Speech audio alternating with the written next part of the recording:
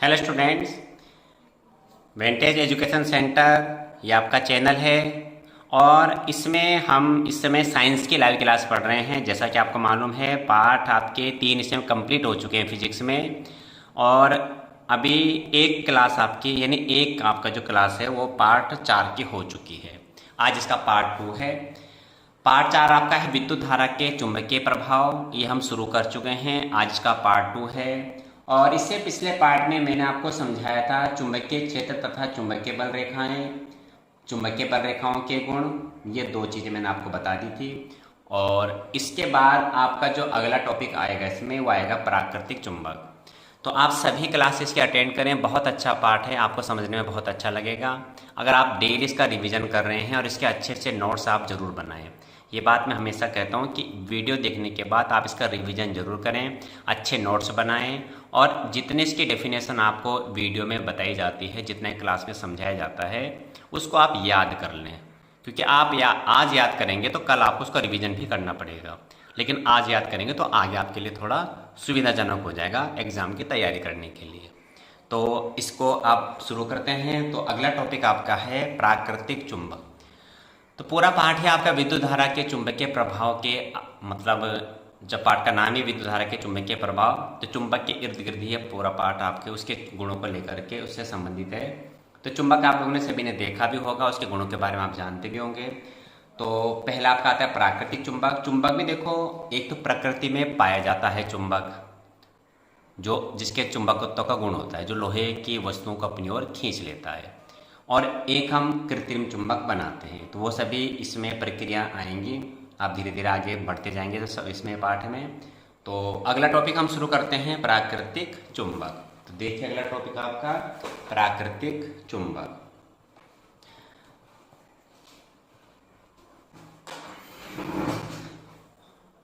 तो ये छोटी छोटी जानकारियां हैं, आपको सारी याद रखनी है। तो अगला टॉपिक आपका है प्राकृतिक चुंबक।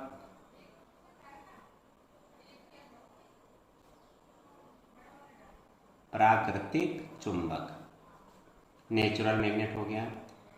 तो बहुत सिंपल है, जैसा मैं लिख रहा हूँ आप साथ साथ में उसको देख लें तो आपको वैसे भी चीज़ें समझ में आ जाएंगी। कोई ऐसा टिपिकल पॉइंट नहीं है कि आप समझ ना पाए। प्रकृति में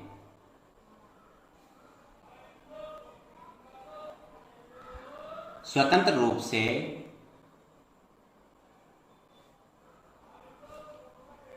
पाए जाने वाले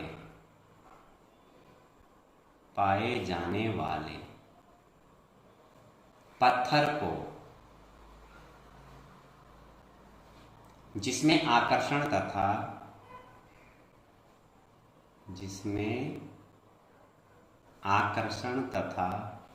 प्रतिकर्षण का गुण पाया जाता है,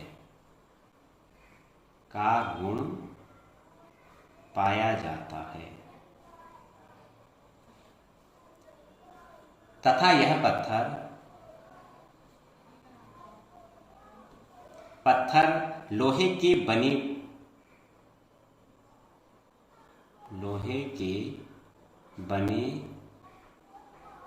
वस्तुओं को अपनी ओर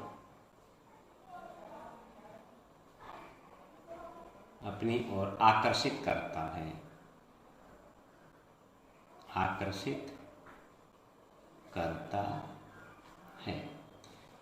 प्राकृतिक चुंबक कहलाता है।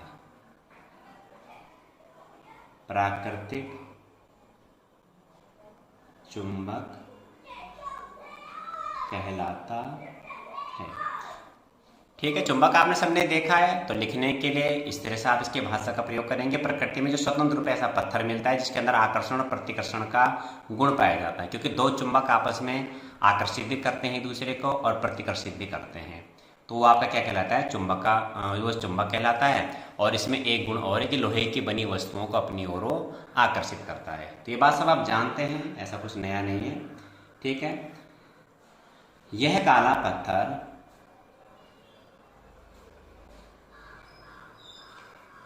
लोहे का अयस्क अयस्क का मतलब होता है जिससे हम लोहा प्राप्त करते हैं, जैसे एल्यूमिना से हम एल्यूमिनियम प्राप्त करते हैं। मैं आपको साधारण सी जानकारी दे रहा हूँ कि कोई भी धातु है, वो स्वतंत्र अवस्था में नहीं मिलती, उसके अयस्क से हम उसका निष्कर्षण करते हैं, उससे प्राप्त करते हैं। तो लोहे को हम प्राप्त करते हैं उसके अयस्क मैग्नेटाइट से। तो यह है लोहे का अयस्क मैग्नेटाइट। मैग्नेटाइट, इसका सूत्र भी ले जाता हूँ मैं, Fe3O4 होता है। ये इसका क्या है, अयस्क। इससे हम लोहा प्राप्त करते हैं। तो फिलहाल ये सारा टॉपिक आप पढ़ेंगे पार्ट 3 में, जो आपका केमिस्ट्री का पार्ट है। फिलहाल आप इसे इतना समझिए कि जो काला पत्थर है जिसे हम चुंबक कह रहे हैं, ये लोहे का एक अयस्क होता है, जिसे हम मैग्नेटाइट फॉर्मूला भी दिखा दिए होता है। ठीक, अब चुंबक के गुण हैं। तो चुंबक के गुण आपने पहले भी पढ़े हैं, ऐसी बात में कोई नई चीज़ नहीं है, लेकिन फिर भी आपको एक बार मैं बोल रहा हूँ तो आपको काफ़ी बातें ध्यान में आ जाएंगी। तो अगला टॉपिक है चुंबक के गुण। चुंबक के गुण, अभी चुंबक मुझे उपलब्ध नहीं हो पाए, मैं कोशिश करूँगा शायद कल हो जाएगी, तो शायद मैं आपको थोड़ा दिखा पाऊँ उसमें। चुंबक में काफ़ी चीज़ें आपको मालूम भी होंगी, ऐसी कोई नई बात नहीं है, तो फिर भी इसके आपके 4 गुण हैं जो आपको लिखा रहा हूँ। मैं इसके 4 खास खास गुण लिखा रहा हूँ।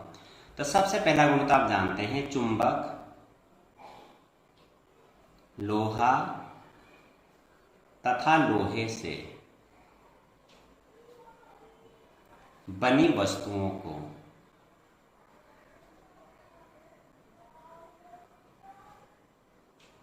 अपनी ओर आकर्षित करता है। आकर्षित करता है। ये सभी आप जानते हैं। चुंबक जो होता है लोहे की वस्तुओं को अपनी ओर आकर्षित करता है। बचपन में आपने ऐसे बहुत खेल भी किए होंगे, चुंबक लिया होगा, उसके सामने कील ली होगी, थोड़ा आपने खेल किया होगा, तो वो क्या है, आपका लोहे का आकर्षण है चुंबक के प्रति। ठीक है, और चुंबक जो लोहे की चीज़ों को अपनी ओर आकर्षित करता है, इस गुण को हम चुंबकत्व कहते हैं। तो मैंने कहा ना, आपने काफ़ी चीज़ें बचपन में से क्रियाकलाप किए होंगे चुंबक के साथ में, लेकिन उसको जब हम पढ़ते हैं तो पढ़ने में कुछ उसको एक वैज्ञानिक भाषा के रूप में हम उसको डिफाइन करते हैं, उसकी व्याख्या एक वैज्ञानिक भाषा के रूप में करते हैं।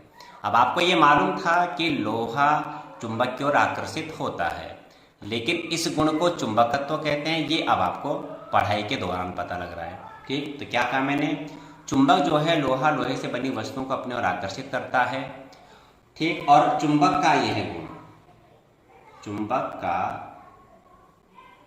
यह गुण क्या कहलाता है, चुंबकत्व।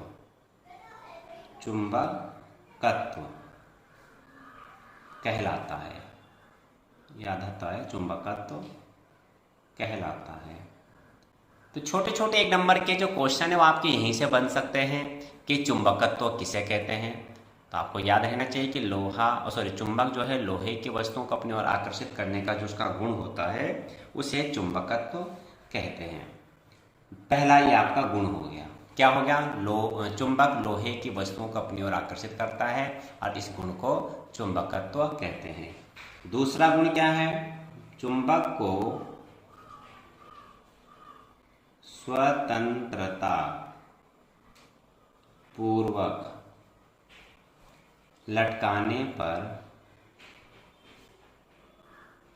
यह सदैव उत्तर दक्षिण दिशा में रुकता है तथा इसके यह सिरे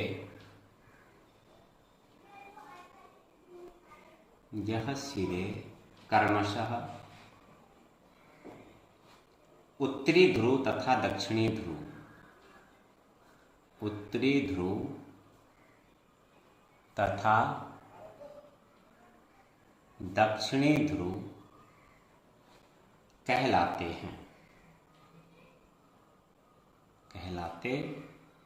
हैं। अब इसमें आपको आप हालांकि आप थोड़ा बहुत शायद समझ गए होंगे, अगर आप नहीं समझे हैं तो मैं आपको अलग से समझाने का प्रयास करता हूँ। जैसे आप ये लगाएं कि आपकी 4 दिशाएं हैं, सबको मालूम है। कागज़ में अगर हम बनाते हैं 4 दिशाएं तो इस तरीके से बनाते हैं। ये आपका नॉर्थ, ये हो गया आपका साउथ, ठीक है ना। ये आपका हो गया ईस्ट, ये आपका हो गया वेस्ट, ठीक है। तो ईस्ट, पूरब, पश्चिम, ये आपका हो गया उत्तर, और ये आपका हो गया क्या, दक्षिण।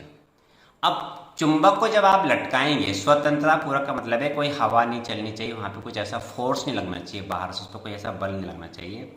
तो चुंबक को आप लटकाएंगे तो पहले वो काफ़ी देर तक मूव करता रहेगा, नहीं हिलता रहेगा हिलता रहेगा, और लास्ट में वो स्थिर हो जाएगा।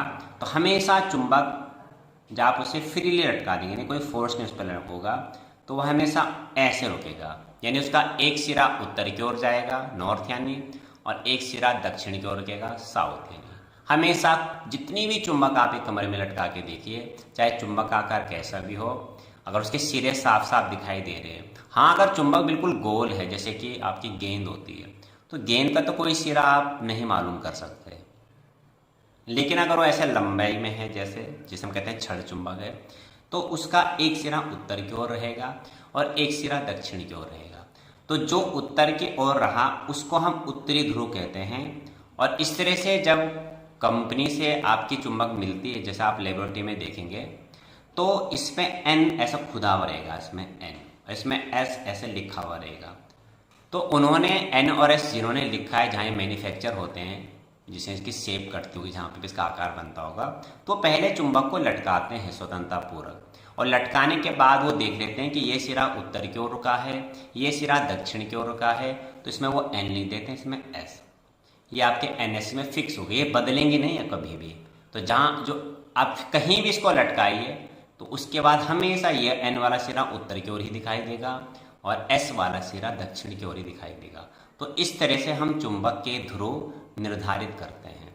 समझ गए मेरी बात? तो यही चीज़ मैंने अभी आपको लिखाई है कि चुंबक को स्वतंत्रता पूर्वक लटकाने पर चुंबक हमेशा उत्तर दक्षिण दिशा में रुकता है, और इसके जो सिरे हैं, जो उत्तर की ओर रुका वो सिरा उत्तरी ध्रुव कहलाएगा, और जो दक्षिण की ओर रुका वो सिरा दक्षिणी ध्रुव कहलाएगा। तो क्रमशः उत्तरी ध्रुव और दक्षिणी ध्रुव ये हो गया। तो प्रयास करूंगा मैं, ये कर मुझे चुंबक कहीं से मिल जाएगी तो मैं आपको ये सारा दिखा सकता हूँ इसमें, तो शायद आपको और अच्छा लगेगा और समझने में भी आपको काफ़ी सुविधा हो जाएगी इस टॉपिक को। ठीक है, तीसरा देखिए तीसरा इसका गुण क्या है। तीसरा है दो चुंबक को समीप लाने पर, दो चुंबक को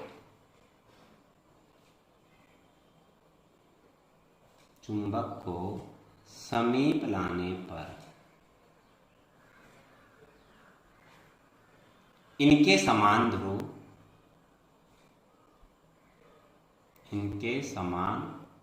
ध्रुव प्रतिकर्षित करते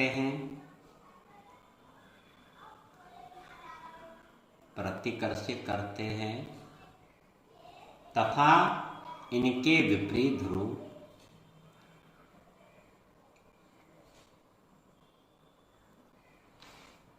आकर्षित करते हैं।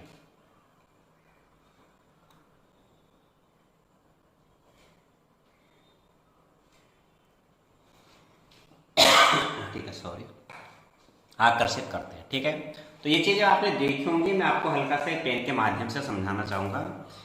ये आपको ये समझ लीजिए दो चुंबक हैं ये, ठीक है, ये दो चुंबक हैं, इनके जो कैप वाले सिरे हैं ये दोनों सेम पोल लगा लो। तो आपने शायद करा भी होगा, ऐसी बात नहीं, बहुत से बच्चों ने क्या हो तो मेरी बात को बहुत अच्छी तरह समझ जाएंगे, और जिन्होंने नहीं कराया तो शायद आप चुंबक कहीं से अगर आपको मिल जाए तो आप ये करके देख भी सकते हैं। तो एन, ये एन है, और ये दोनों जो इनके हैं ये एस एस है। तो ये दोनों जब एन एन आप पास लाएंगे तो आपको मालूम है, ये जब आप ऐसे लाते हैं तो ऐसे लाएंगे, पास लाएंगे, और ये इधर जाएगा ऐसे, ये इधर जाएगा ऐसे ऐसे, ये पास में भी जबरदस्ती आपको बहुत फोर्स लगा करके सब पास लाना पड़ेगा, ये मिलेंगे नहीं, ये समझ गए होंगे। तो समान पोल है, या ऐसे ये भी दोनों समान पोल हो गए, जिसको नजदीक लाएंगे तो ऐसे जाएंगे ऐसे, ठीक है, ऐसे जाएंगे, आप बिल्कुल उनको चिपकाना चाहेंगे तो आपको फोर्स लगाना पड़ेगा, काफ़ी बल का प्रयोग करना पड़ेगा, तब जाके ऐसे मिलेंगे। और अगर इसको आप उल्टा कर दें, यानी ये पोल विपरीत हो गए, अब कोई से भी हो, लेकिन एक एन है एक इसमें एस है, तो दोनों फटाक से चिपक जाएंगे, एकदम से एकदम चिपक जाएंगे। तो ये क्या हो गया, विपरीत पोल आकर्षित कर रहे हैं और समान पोल प्रतिकर्षित कर रहे हैं। ठीक है, तो ये इसी बात को मैंने लिखा है।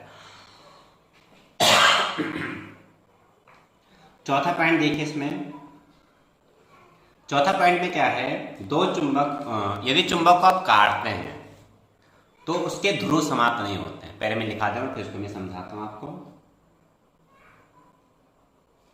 चुंबक को बीच में से काटने पर इसके ध्रुव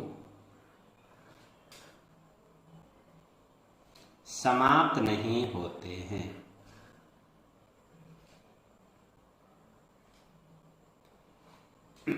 बल्कि नए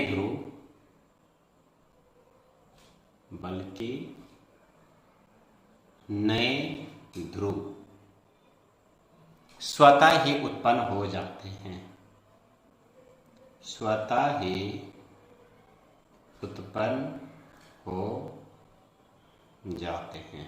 अब कैसे, मैं आपको इसको भी, आप अलग से इसको समझिए जरा एक बार। जैसे मैंने आपको, देखो ये जैसे कि चुंबक है, माना ये, ठीक है, ये चुंबक है, छड़ चुंबक है वैसे ये, और चुंबक है तो इसका एक सिरा उत्तरी ध्रुव होगा, एक सिरा दक्षिणी ध्रुव होगा। ये हो गया, हर किसी चुंबक में होता है, जो भी चुंबक, तो गुण है, अभी आपको लिखाया गया है। अब मान इसको आप बीच में से काट दें, किसी भी तरीके से इसको काट दें। अब काट करके ये अलग हो गया इतना, और ये अलग हो गया। अब ये n तो ऐसे ही रहा, ये s ऐसा ही रहा। अब इसका मतलब ये नहीं कि ये खत्म हो गया। अब अगर ये n है तो ये स्वतः ही s बन जाएगा, और अगर ये s है तो ये अपना आप ही n बनेगा। ये अपना आप नए बनते जाएंगे, लेकिन बिल्कुल ऐसे बनेंगे, इसका विपरीत बनेगा यहाँ पे और इसका विपरीत यहाँ बनेगा। तो जहां तक संभव है अगर आप इसको काट सकते हैं तो इसको काटते जाइए, नए ध्रुव स्वतः ही उत्पन्न होते जाएंगे। अब माना आप इसको भी काट देते हैं बीच में से, तो इसके भी दो टुकड़े हो गए, ये यहाँ पे भी और ये। अब ये n सिरा तो ये रहा, ये s ये रहा। अब n है तो ये खुद s बन जाएगा, और ये s है तो ये n बन जाएगा। वही बात यहाँ पे भी होगी, इसको भी आप दो टुकड़े कर दीजिए। जहां तक टुकड़े आप कर सकते हैं, जितना संभव है उसके कर दिए टुकड़े, तो उसका आपको नए ध्रुव, ये n है तो ये s बनेगा, ये s है तो ये n बनेगा। तो जो मैंने अभी आपको समझाया उसका मतलब ये हुआ। क्या कहा था मैंने अभी, इसमें क्या लिखा है कि चुंबक को बीच में से काटने पर उसके ध्रुव समाप्त नहीं होते हैं, बल्कि नए संगत ध्रुव स्वतः ही उत्पन्न हो जाते हैं। इस तरीके से नए ध्रुव उत्पन्न होते जाएंगे जहां तक आप उसको काटने में सक्षम हैं। बहुत छोटा बन जाएगा फिर तो आप काट भी नहीं पाएंगे, लेकिन ध्रुव उसके भी होते हैं, तो ध्रुव समाप्त नहीं होंगे। ठीक है, तो ये आपको जो मैंने लिखा है समझाया है, जिसका हम चित्र भी बना देंगे। तो चित्र में थोड़ा बना के दिखा सकते हैं हम। तो हम क्या करते हैं, इसमें एक चुंबक ऐसे बना देंगे जैसा भी मैंने आपको बताया था अलग से पेपर पे। ये एक चुंबक है, इसे हम छड़ चुंबक कहते हैं। ये n पोल है, ये s पोल है, इसको बीच में से हमने काट दिया और ये बन गए इसके दो चुंबक, ये दो चुंबक बन गए इसके। और ये आपका n पोल, s पोल तो एज इट इज वैसे ही रहे, लेकिन ये अपना आप ही s पोल बनेगा, क्योंकि n है तो ये s बनेगा, ये s है तो ये n बनेगा। फिर इसके भी आप दो टुकड़े कर दीजिए। तो एक टुकड़ा और करके दिखा देता हूँ मैं इसके, बस ज़्यादा बनाने की ज़रूरत नहीं है, इतने में आप काफ़ी कुछ समझ गए होंगे। इसके भी दो टुकड़े कर दिए, ये इसके भी दो टुकड़े कर दिए, ये तो ये n है, ये ऐसा आ गया, s है यहाँ आ गया, ये आपका n बन जाएगा, ये n है तो ये आपका s बन जाएगा। और बिल्कुल ये n है तो ये n आ गया, ये s है तो s, ये तो एज इट इज रहे। और नए पोल स्वतः ही उत्पन्न होंगे। लेकिन एन है तो ये एन नहीं बनेगा, ऐसा हो ही नहीं सकता। ये एन है तो एस ही बनेगा, और ये एस है तो ये एन बनेगा। तो ये कितना पर्याप्त इतना बनाना। अब इसमें अगला देखिए टॉपिक। तो अगला टॉपिक आपका है, इसमें अगला टॉपिक आपका आएगा कृत्रिम चुंबक। इसमें ठीक है, कृत्रिम चुंबक देखिए इसमें जरा। तो कृत्रिम नाम से पता लग रहा है, कृत्रिम जो खुद हम मानव निर्मित जो होते हैं। कृत्रिम का मतलब होता है, कृत्रिम शब्द वहां पे प्रयोग किया जाता है अगर कोई भी ऐसी वस्तु जो प्रकृति में मौजूद है, पहले से उपस्थित है, और उसके जैसा ही हमने बना दिया, वो कृत्रिम होता है। जैसे कि आपका गुलाब का फूल एक आपकी बागवानी में लगा हुआ है, वो प्राकृतिक है। और एक गुलाब का फूल आपके घर में फ्लावर पॉट में रखा होगा, जो आर्टिफिशियल जिसे हम बोलते हैं, नकली जिसे, वो कृत्रिम होगा, क्योंकि ऐसा ही वो प्रकृति में मौजूद है और वैसे ही हमने बनाया है। तो चुंबक कुछ तो प्रकृति में हमें मिलते हैं और कुछ हमें जैसे हम बनाते हैं, तो उसे बोलते हैं कृत्रिम चुंबक।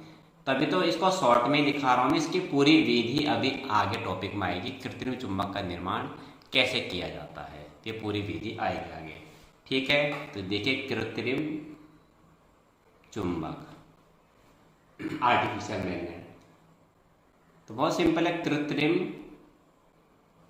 विधियों से बनाए गए चुंबक, बनाए गए चुंबक कृत्रिम चुंबक कहलाते हैं। कृत्रिम चुंबक कहलाते हैं। ठीक है, अब इसको कैसे बनाया जाता है तो ये आगे मैं लिखाऊंगा, मैं हल्का सा केवल बता रहा हूँ, लिखाऊंगा मैं इसके आगे टॉपिक, फिर आगे क्वेश्चन भी आएगा। कुछ नहीं होता, हम एक परिनालिका लेते हैं, उसमें कोबाल्ट और लोहे की मिश्र धातु की एक छड़ रखते हैं, उसके ऊपर बहुत सारे तार के लपेटे लगाते हैं, मतलब एक नली के अंदर, जैसे आप खोखला पाइप लगा लो, उसके अंदर हम क्या रखते हैं, लोहे और क्रोमियम की मिश्र धातु की एक छड़ रखते हैं। उसके ऊपर खोखला पाइप के ऊपर हम तार के बहुत सारे लपेटे देते हैं, और उस तार में हम डीसी धारा प्रवाहित करते हैं। कम से कम ये धारा काफ़ी लंबे समय तक 1 से 2 दिन तक लगभग इसको प्रवाहित करके रखते हैं, और लगभग 24 से 36 घंटे बाद जब आप उसे निकालते हैं तो एक कृत्रिम चुंबक बन चुकी होती है। ये अभी आपको लिखाया जाएगा आगे, फिलहाल मैंने ऐसा समझा दिया है। तो इसमें क्या होगा, यह साधारणतः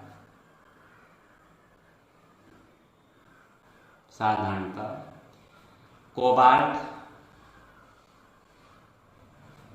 लोहे, लोहा, इस्पात जिसे इंग्लिश में हम कहते हैं स्टील, के बनाए जाते हैं,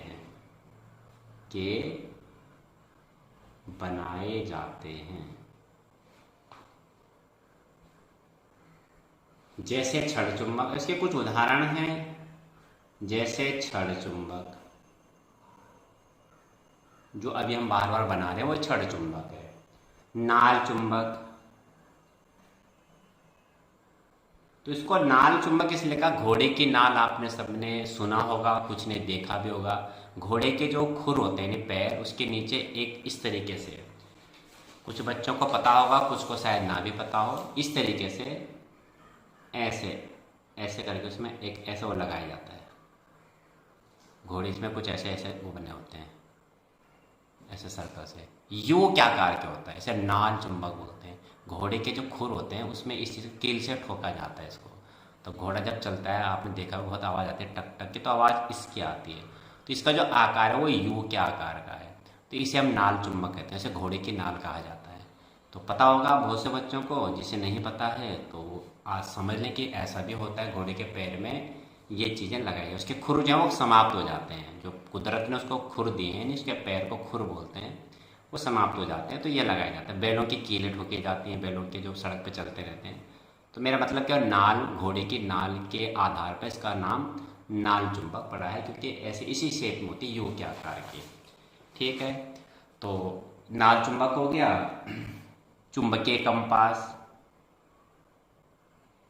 चुंबकीय कंपास, ये इत्यादि। ठीक है, ये समझ गए होंगे आप।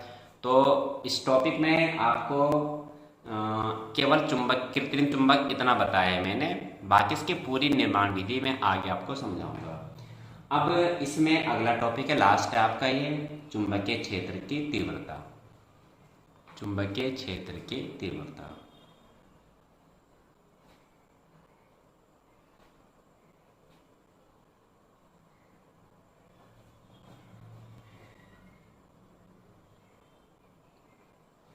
ठीक है, इसको समझिए आप आराम से, इसको दोबारा रिवाइज कीजिए। कोई भी आपको कमियां लगती हैं, कोई सुझाव लगते हैं वीडियो के बारे में, आप कमेंट सेक्शन में से आप लिखा करें। ऐसा मुझे लिखने को मिलता नहीं देखने को, तो लिख, जो भी कुछ आपको लगता है, कुछ भी अगर ऐसा सुझाव हो सकते हैं, कुछ कमियां हो सकती हैं, आप उसे कमेंट सेक्शन में ज़रूर लिखिए। ठीक है, चुंबकीय क्षेत्र की तीव्रता। तो इसको देखो, पहले मैं लिख देता हूँ, किसी स्थान पर चुंबकीय क्षेत्र की, चुंबकीय क्षेत्र के लंबवत, चुंबकीय क्षेत्र के लंबवत रखे एकांक लंबाई के तार में, अभी आपको मैं समझाऊंगा एकांक लंबाई का क्या मतलब हुआ। तार में एकांक धारा, एकांक धारा प्रवाहित करने पर, प्रवाहित करने पर तार पर कार्यरत बल,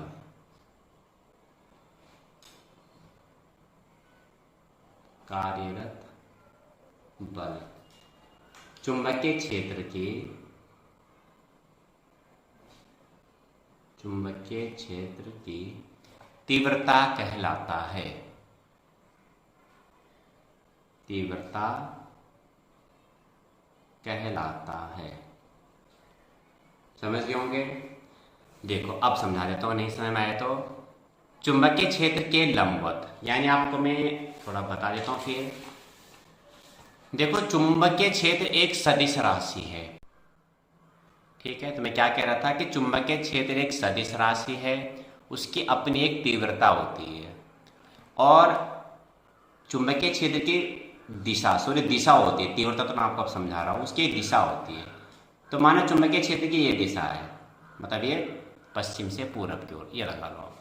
ठीक है, ये दिशा उसकी, और इसमें क्या करना है, तो परिभाषा के हिसाब से एकांक चुंबकीय क्षेत्र के लंबवत एकांक लंबाई, एकांक का मतलब होता है 1 मीटर लो या 1 सेंटीमीटर लो या 1 मिलीमीटर लंबाई लो या 1 किलोमीटर लो, पर एक लेना है, उसे हम एकांक बोलते हैं। तो क्या रखा, लंबवत रखे, तो उसको तार को हमें ऐसे रखना है, क्षेत्र तो ऐसे जा रहा है, इसके लंबवत, ये हमने तार रखा, तार को हम चालक भी बोलते हैं, हमने तार रख दिया यहाँ पे। ठीक है, ये हमने तार रख दिया यहाँ पे, ये। और इसमें क्या करना है, एकांक धारा प्रवाहित करनी है। एकांक मतलब 1 एम्पियर की धारा, 1 होना चाहिए। ठीक है, ये धारा प्रवाहित करिए। तो देखो, जब किसी चालक में हम धारा प्रवाहित करते हैं तो वो भी एक चुंबक बन जाता है। वो कैसे बनता है भी, वो भी आपको सब चीज़ आगे आएंगी धीरे धीरे करके, आपके माइंड में कई क्वेश्चन आ लूँगा, मैं सब क्लियर कर दूंगा। तो क्या होता है कि वो भी एक चुंबक बन जाता है, और पहले से चुंबकीय क्षेत्र तो था, ये चुंबकीय क्षेत्र हम किसी के द्वारा भी उत्पन्न करते हैं। ये समझो कि इसके बगल में यहाँ पे बहुत बड़ी चुंबक रखी हुई है, तो चुंबक रखी हुई है तो उसका अपना एक क्षेत्र होगा, जहाँ तक वो लोहे की वस्तुओं को अपनी ओर आकर्षित कर सकता है, वो उसका क्षेत्र है वहाँ तक। और उसके बीच में, उसके सामने हमने एक दूसरी चुंबक और रख दिया, तार, और तार रखा, उसमें हमने धारा प्रवाहित कर दी, तो ये भी एक चुंबक बन गया। तो तब जब 2 चुंबक समीप आते हैं तो उनमें या तो आकर्षण होता है या प्रतिकर्षण होता है, बल लगता है कुल मिला के। वो बल आकर्षण भी हो सकता है और प्रतिकर्षण भी हो सकता है। तो जब बल लगता है तो वो जो बल कार्य करता है, वही बल चुंबकीय क्षेत्र की तीव्रता को दर्शाता है। क्या कहा मैंने, चुंबकीय क्षेत्र पहले से था, एक हमने चालक लिया, चालक को चुंबकीय क्षेत्र के लंबवत रखा, जो कि बीच में 90 का कोण बन रहा है ये। इसमें हमने धारा प्रवाहित करी, तार में धारा प्रवाहित करी इसमें हमने, ये भी एक चुंबक बन गया। पहले से चुंबकीय क्षेत्र था, 2 चुंबक समझो पास आ गए, दोनों में बल लगेगा, वो बल आकर्षण होगा या प्रतिकर्षण होगा। तो जो बल इस पर कार्य कर रहा है, वही बल चुंबकीय क्षेत्र की तीव्रता को दर्शा रहा है। समझ गए? अब आप इसका मात्रक देखिए, इसका जो मात्रक हो गया चुंबकीय क्षेत्र की तीव्रता का मात्रक, चुंबकीय क्षेत्र की तीव्रता का मात्रक, याद रखना मात्रक है न्यूटन प्रति ampere metre, N for newton प्रति A फॉर एम्पियर मीटर, ठीक है, या वेबर प्रति मीटर स्क्वायर, या वेबर भी कहते हैं, ये वैज्ञानिक के नाम पे वेबर प्रति मीटर स्क्वायर। तो कभी कभी एक नंबर में विकल्प में ये चीज़ आ जाती है, तो मात्रक आप अच्छी तरह से याद कर लेना। आगे इसके बहुत अच्छे डेरिवेशन आने वाले हैं, आप प्रत्येक दिन इस क्लास को अटेंड करें और नोटिफिकेशन आपको आ जाता है। अगर आपको नहीं पता चलता है नोटिफिकेशन, तो आपको चैनल को पहले सब्सक्राइब करना पड़ेगा, बिना सब्सक्राइब के आपको नोटिफिकेशन नहीं आएगा और आपकी सारी क्लासें छूटती जाएंगी। तो चैनल को आप सब्सक्राइब जरूर करें, पहले सब्सक्राइब करने के कोई पैसे नहीं कटते हैं, उसका आपको नोटिफिकेशन आ जाता है, लाइव क्लास है या जो भी नई वीडियो अपलोड होती है वो आपको पता चल जाती है। तो चैनल को सब्सक्राइब करेंगे तभी आप पढ़ाई का पूरा फ़ायदा उठा पाएंगे, ठीक है। तो इसको आप ज़रूर रिवीजन करें, आज ज़्यादा लंबे टॉपिक नहीं लिखाए हैं, सब मैंने समझाए हैं, दोबारा से वीडियो को देखें, बार बार देखें, इसके अच्छे से नोट्स बनाएं और इसको आज जितना याद करने के टॉपिक हैं ज़रूर याद करें।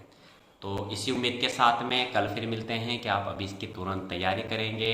गणित का भी आप तैयारी करते ना, आज गणित की क्लास हो नहीं पाई थी, कल ज़रूर होगी, और रिवीजन समय समय पे करते रहें, ठीक है।